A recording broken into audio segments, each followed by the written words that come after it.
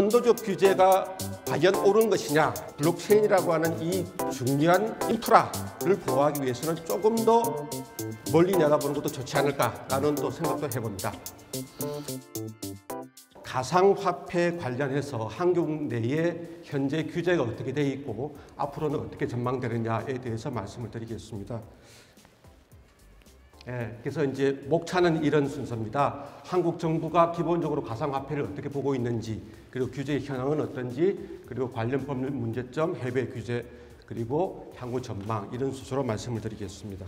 한국 정부는 가상통화, 가상화폐, 디지털화폐, 암호화폐 이런 여러 가지 용어가 있습니다만 그 중에 공식적으로 쓰는 용어는 가상통화입니다. 즉 비트코인이나 이더리움이나 이런 것들을 화폐로 보지 않겠다는 겁니다. 화폐는 아니다. 그리고 가상통화는 불법적인 행위에 이용되기가 쉽다. 그래서 시세 조작이라든지 금전 세탁, 탈세, 유사 수신 행위 이런 여러 가지 불법 행위에 이용되기 쉽기 때문에 규제를 해야 된다. 그리고 지금 김치 프리미엄 이런 말씀 들어보셨죠? 이것처럼 가상통화로 인한 투기 현상이 심하다. 그래서 어떻게 하면 이 투기를 막아야 될 것이냐. 여기에 대해서 지금 생각을 하고 있습니다. 하지만 블록체인이라고 하는 것은 4차 산업혁명의 아주 핵심 기술이기 때문에 이 블록체인 기술은 육성해야 된다라는 그 기본적인 입장을 가지고 있습니다. 규제 현황을 말씀드리면요. 다 아시겠지만 ICO를 금지하고 있습니다. 왜냐하면 이 ICO가 금융 사기 및 다단계 사기에 이용되기 쉽다는 그런 이유 때문이죠. 즉 투자자를 보호하기 위해서 이제 ICO를 금지를 하고 있습니다. 그리고 신용공여 금지, 이게 뭔가 하면은 이제 가상통화 취급업자로부터 매매 자금이나 가상통화를 빌려서 매매하는 코인 마진 거래를 금지하고 있습니다. 그래서 얼마 전에 어떤 그 가상통화 거래소에서 이런 마진 거래를 하다가 경찰에서 이거는 도박죄다, 이렇게 해서 지금 도박죄의 성립 여부가 지금 문제가 되고 있습니다. 그리고 이제 미성년자나 외국인 비거주자들은 계좌 개설 자체가 안 됩니다. 그리고 거래가 전면 금지가 돼 있죠. 미성년자가 아니고 비거주 외국인이 아니라 하더라도 이제는 거래를 하려고 하면 거래 실명제를 해야 된다. 그래서 자기가 가지고 있는 거래 계좌도 실명 확인을 해야 됩니다. 만약에 그게 실명 확인이 안 되면 입금 거래가 이제 금지가 되고요. 출금만 가능하게 됩니다. 그리고 이제 금융회사의 가상통화 보유, 매입, 담보, 취득, 지분 투자 등이 모든 게 다 금지가 되고, 그리고 가상통화 거래소에 대해서도 감독을 강화하고 있습니다. 이런 것들이 이제 결국은 투자자를 위한 보호라는 가장 큰 그 측면이 있죠.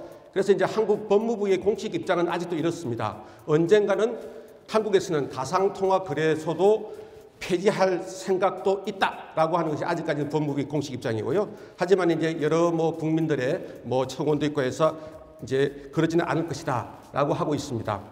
근데 이러한 규제도 좋습니다만 이러한 부적절하고 불법적인 행위에 대해서 규제는 하는 게 맞죠. 하지만 이로 인해 가지고 우리한테 필요한 블록체인이라든지 4차 산업혁명의 싹을 자르는 것이 아닌가라는 우려하는 목소리도 높습니다. 그러면은 이제 법률적 문제점을 보겠는데요.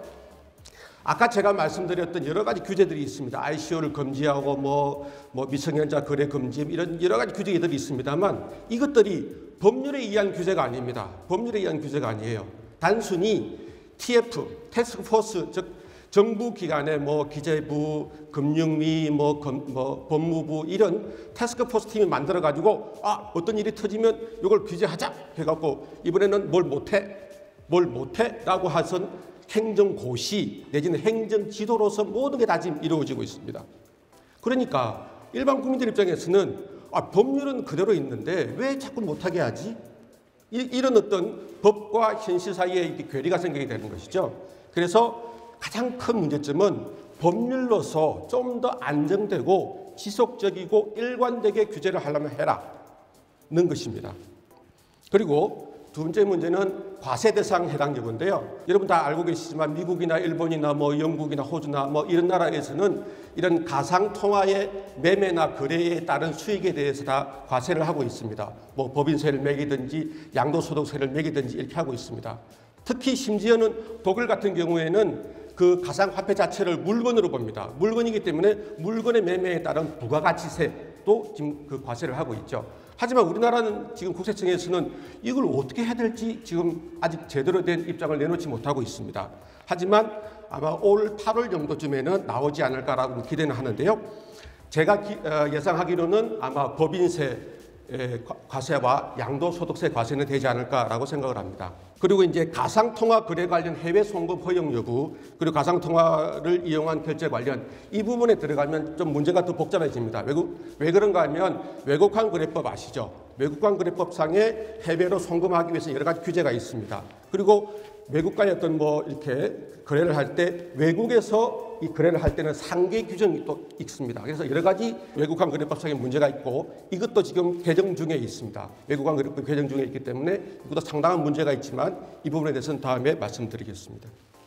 자, 그럼 외국은 어떤가 한번 살펴보겠습니다. 외국은 이제 가장 가까운 나라가 일본이죠. 일본은 이제 자금 결제에 관한 법률이라고 하는 것이 2009년도에 만들어졌어요. 근데 이 자금 결제에 관한 법률이라고 하는 것은 선불 결제를 규제하게 한 법률입니다. 이 법률에다가 2017년도에 개정안을 넣었죠. 그래서 이 법률 개정안에 가상통화라고 하는 것을 집어넣었습니다. 그래서 가상통화가 결제 수단으로 인정됐습니다. 그리고 가상통화 교환업도 일본의 금융청에 등록만 하면 가능하도록 되어 있습니다.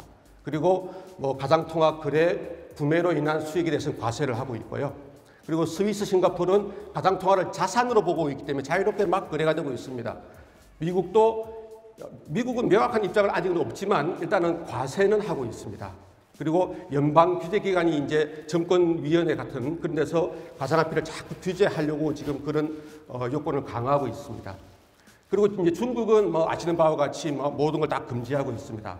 하지만 중국은 겉으로는 다 금지가 되어 있는 것 같습니다만 속으로는 굉장히 많은 지금 발전이 일어나고 있는 것 같아요. 특히 블록체인 기술이라든지 또는 여러 가지 다양한 2세대 가상화폐, 3세대 가상화폐 계속 지금 만들어지고 있는 것 같습니다. 그리고 이제 가상통화를 이제는 제도권 내로 흡수를 해야 됩니다. 제도권 내로. 주로 이제 투자자 보호 목적인데요. 일본 같은 경우에는 등록제를 취하고 있습니다. 그래서 일정한 요건만 갖추고 등록을 하면 이제 가상통화 거래소를 할 수가 있죠. 미국은 인가 제도를 취하고 있습니다. 그래서 일본보다는 미국이 가상통화 거래소 숫자가 좀 적습니다. 그럼 우리는 어떻게 해야 될 것이냐? 두 가지 지금 안이 나와 있는데요. 하나는 지금 전자금융거래법이라고 하는 그 법률이 있습니다. 그래서 전자금융거래법을 개정해서 하자는 것이 있고 또는 가상화폐업에 관한 특별법, 암호통화거래에 관한 법률에서 새로운 법을 만들자라고 하는 이런 법들이 지금 발의가 되고 있습니다. 우리나라도 지금 가상통화거래소가 많습니다만 우리나라의 가상통화거래소는 여러분들 통신판매법이라고 하는 게 있습니다. 우리나라에 통신판매법상에 신고만 하면 됩니다. 그리고 굉장히 설립하기 쉽죠. 인가받을 필요도 없고 등록할 필요도 없습니다. 그러다 보니까 여러 가지 문제점들이 생겨나고 있죠. 그래서 이런 법률들, 새롭게 만들어지고 있는, 발의되고 있는 이 법률들은 다들 어떻게 하면 등록을 요건을 강화할 것이냐, 어떻게 하면 인가 요건을 강화할 것이냐, 그렇게 해서 이 투자자를 보호할 것이냐, 이런 식의 어떤 규제에 대한 법률이 만들어지고 있습니다. 근데 이제 아까 우리 이민하 교수님께서도 말씀하셨지만은 선도적 규제가 과연 옳은 것이냐, 여기에 대해서는 저는 이제 법률가 입장에서는 제가 명확히 말씀을 못 드리겠습니다만 제 법률가 입장에서는 규제는 필요하다. 하지만 긴 안목에서의 블록체인이라고 하는 단순한 가상화폐가 아니고 블록체인이라고 하는 이 중요한 인프라를 보호하기 위해서는 조금 더 멀리 내다보는 것도 좋지 않을까라는 또 생각도 해봅니다.